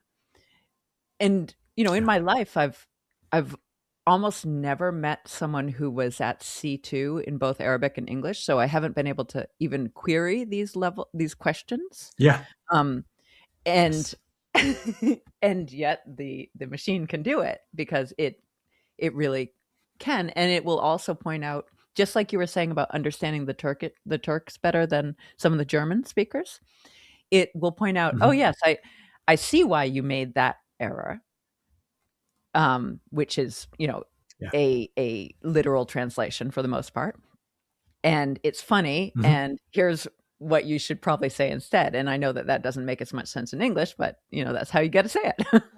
What I'm questioning, of course, is the spiritual moral quandary as well as the energy use quandary. Like, um, you know, it, we these things are now in the world, and every search term that you put into Google or whatever Brave comes up with an AI generated response. Like it's now become unavoidable.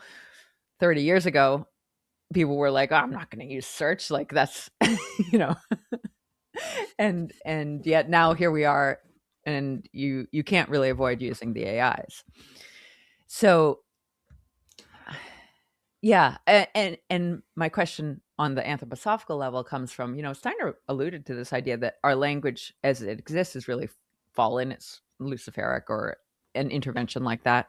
Um, and so I've wondered if the reason it's now present in this LLM model at such its level of perfection is because it actually comes from that side of reality.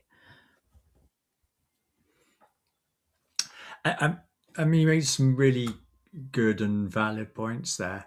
To the extent that it's great for developing abstract thinking, there has never been a better tool for us.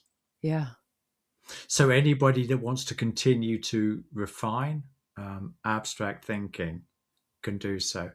However, it's not. I would say it's not as black and white as that, because, as we'll talk about with Rhonda in 215 there, I do believe that we can use these type of tools. For example, like I was doing with ancient Greek verbs, which are Yeah. communicating something, what they are actually helping you to do, helping. Okay, you have to Yeah. be part of the process. Your Yeah. will has to be guiding it, but they are actually bringing um, bringing to your awareness what a pre-abstract thinking state of mind, Might have how been. it appreciated the Yeah. world. Yeah. So I don't. Uh, it's not without dangers, of course, but there are distinct benefits, and one of them is so that you can use it too. If you really do believe, and this is one of the points that this is one of my interpretations of 215, is that we have to do the meditation. There's If we want to reacquire a living philosophy, then meditation is the only way. End Yeah. of story. However, if we can submerge ourselves in thinking that arose in that period when thinking was still alive, then that can be also a stimulus Mm. to our dead abstract thinking. And I find it incredibly fruitful. If I didn't have Steiner as my intellectual scaffolding, I'd be Yeah. reading this and saying, these are just ideas, these are just ideas, these are just ideas, interesting ideas, blah, blah, blah, blah. But now what they're doing is it's like pointing me, they are helping me gain a more thorough, detailed understanding of what it was like to live in that state of Right. consciousness. And we're not just trying to reattain that consciousness. It's like we're coming out, and it's like we're Mhm. reattaining it, but with eye consciousness. Right. Um, so I think I recognize what you're saying Yeah. about a lot of anthroposophists are anti AI. I think there's more than enough quotes that you could throw at these people, where Steiner's saying, "Don't be a luddite. Do Right. not You try can't. to smash Yeah. Yeah. You can't run away from it. you have to master them. They are Mhm. going to be with you, and if you don't master them, they will master you." Mm. So not only is it a hugely powerful research tool for whatever sort of like weirdo sort of like expert realm of knowledge you're interested in, but it's also through the experience you are learning its strengths and its weaknesses. It Yeah. has lots. Yeah. But it's through your interactions you like see where its real strengths are, but where it's a hopeless case. And people who just like reject it and so Mm. like say it's like it's the devil's work, they don't gain that first-hand experience. So they miss out, one, on like the deep learning that can happen, but Yeah. two, how to actually work with it and Mhm. not be controlled by it. Yeah. I think those are like two key thoughts for me on there. I agree. Why? Those Why are do you think there is such a? why? It's Hmm, not just among anthroposophists. I'm seeing it among like yes. my brother-in-law's here, and he's from a completely different cultural group, I would say, and he's like not going to use that stuff. Like, so it's all over, and it's people have different reasons, but one of course one of the big reasons is the sense that it has been trained on politically biased information. Yeah. But I would argue there that I've had some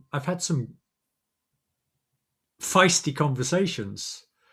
Um, I can't remember the details of one, but actually, if your thinking is clear about how it is being biased, Yeah.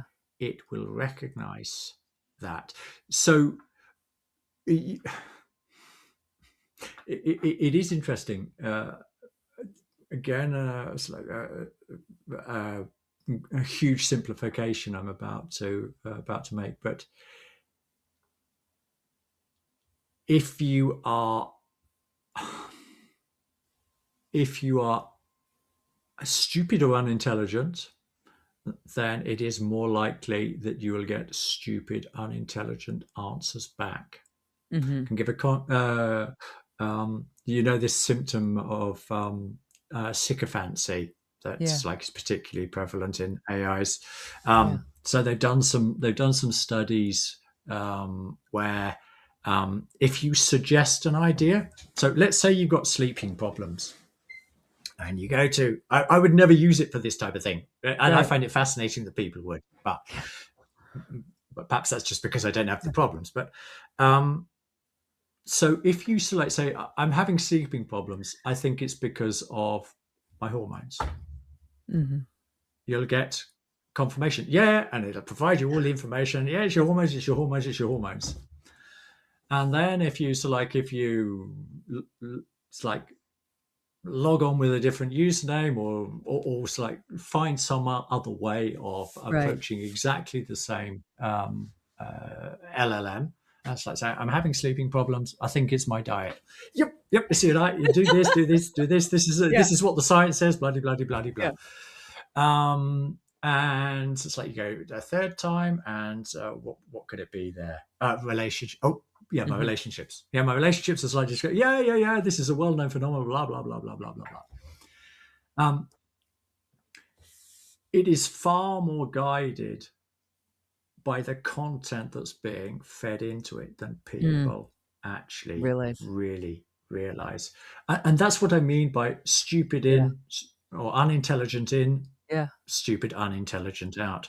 Whereas if you go in with a critical mind, and it's like, say, you're saying this, but what about this? You say Right. this isn't possible, blah blah, and it sort of goes, oh, yeah, you're right there. Good point. But it doesn't. It it deepens the conversation, because sometimes it might like create another layer of obfuscation, or Mhm. sometimes it might actually like bring somebody interesting into the conversation. I never knew about this guy Snell and Huh. Lauringa and Pryor and these different like philologists. Yeah. So they brought them into the conversation. So I'm not just talking with AI. I'm talking with. I'm looking at these documents and so like Mhm. and harvesting the fruit that's coming out of them. Yeah. Um, and so one more example, because this is specifically for anthroposophy. So I think this is about a year or a year, two ago. Yeah, just over a year ago. Um, I was doing GA2 with Jeff and Alexander on my channel, and I wanted to go deep into it. So what I was doing is I was reading the German, and then I was writing an English translation. And 90% of the time, it's sort of like, yeah, get that sentence, no problem, translate, and it slows down the process. You absorb it. Yeah. But every now and again, it was sort of like Steiner would make one of these statements, and you just go, "What? How did you get to that?" And Uh-huh.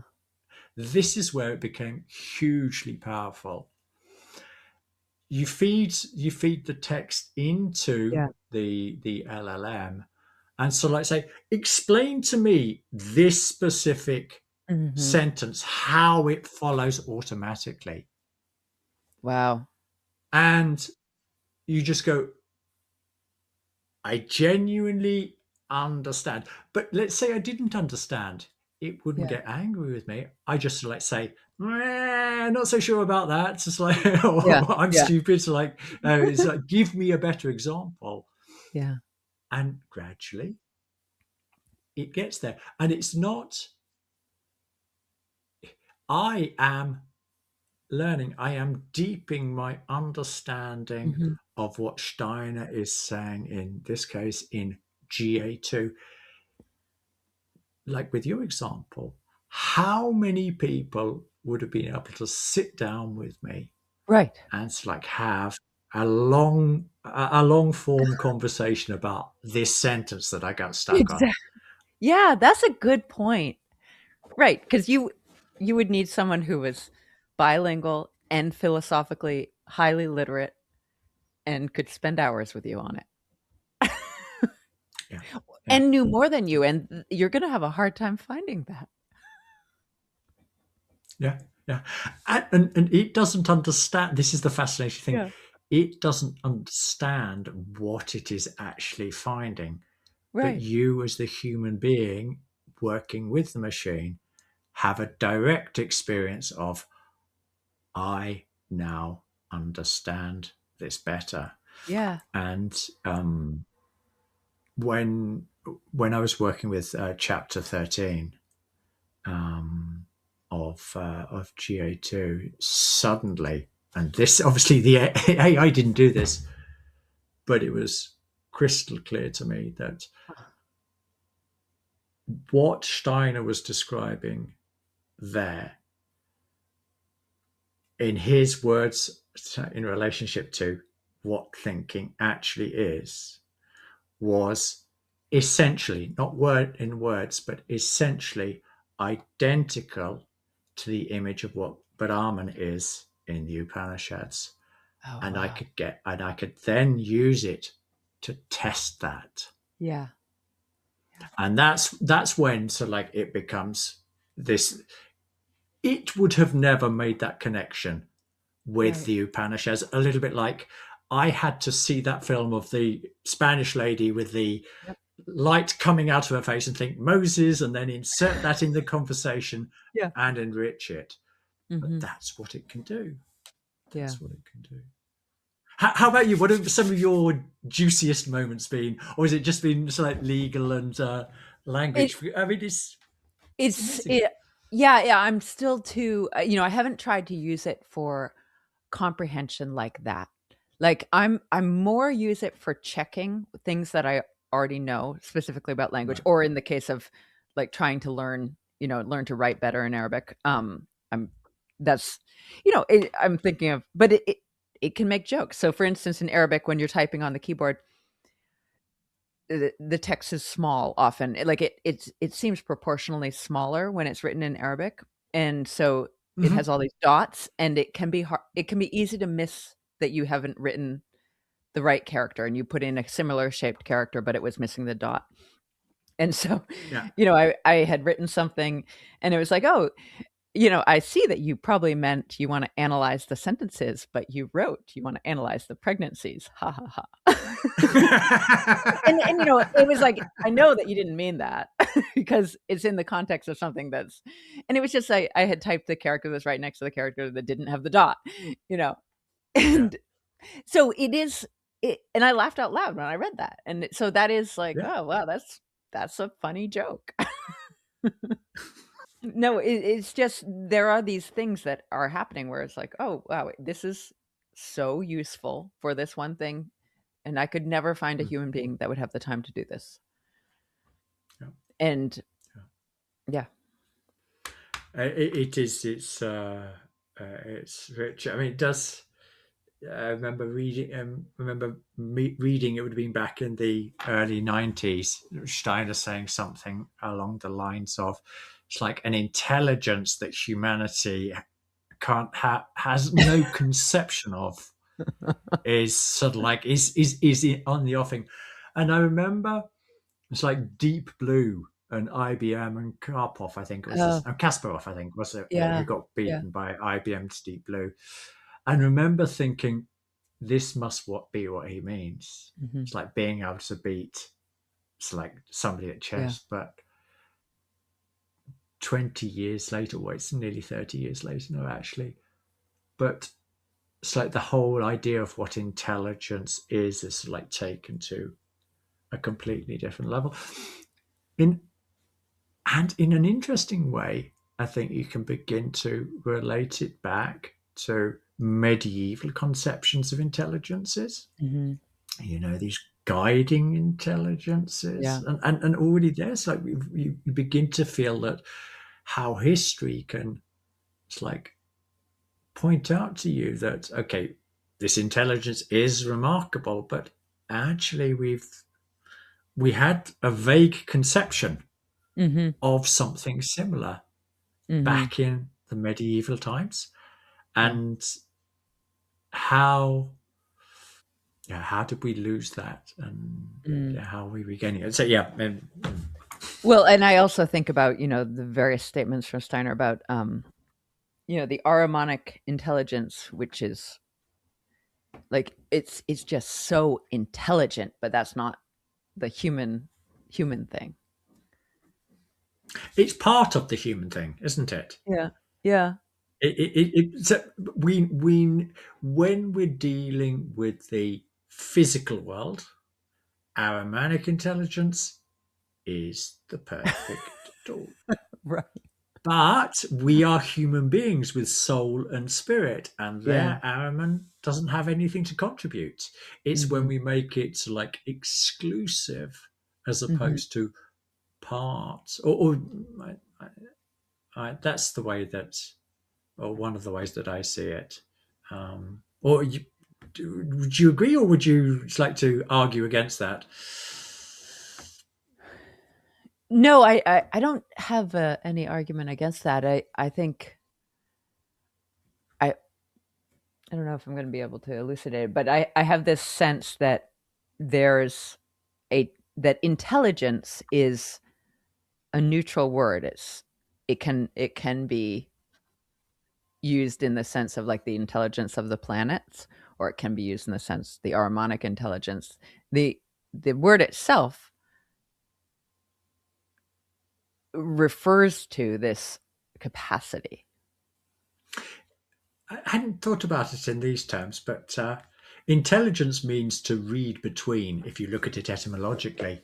Oh, huh. And going back to our Greeks, Yeah. if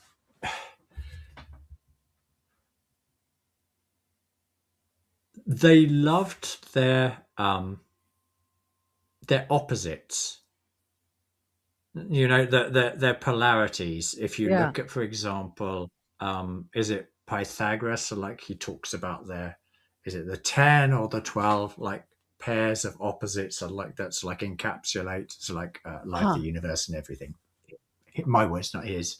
Yeah. Um, but this fascination with polarities is an essential part of pre-Socratic, and it obviously continues afterwards as well. Right. But one way of understanding what intelligence is that which is able to see select the whole, which tends to get sort of like separated out into the polarities. There's a guy, it's an American guy. He gave me his book. Michael, he's an artist. Michael, name escapes me. He wrote a book called Mesonyms. I'll find the title. But he was particularly interested in Michael Howard. Don't know if you've come across him. No, I don't know. He's an anthroposophist. He wrote a book called Mesonyms. And it's a really interesting project. to find the balanced word, or a Oh. word that balances opposites. And Hmm. one way of etymologically understanding what intelligence is, it's exactly that. Not being Oh. swayed one way or the other, seeing the whole and recognizing that it can move into this polarity, or Yeah. this side of the spectrum and this side of the spectrum. It's that center Christ position Yeah. that we're trying to achieve. We're Right. not trying to destroy Araman. We're not trying to destroy Mhm. Lucifer. We're trying to find the healthy, balancing Yeah. position. And when I hear people being like so scared of AI, it concerns me a little bit, Yeah. if they don't realize that Araman has something to bring to human evolution. It's Yeah. not pure evil. Right. But I think it's often read that way. Yeah. Is that something that you recognize, or would you Oh, like I recognize describe that. I mean, differently? Steiner's conception of evil is really hard to explain quickly. Yeah, I recognize that, and that we have no freedom without evil. So I think that's the Mhm. quickest way to encapsulate it. Yeah. This is a good place to wrap up, I think. This is It's been a pleasure talking to you, Brooke. yeah, don't go away. Let me I'll end the recording. Thank you. Okay.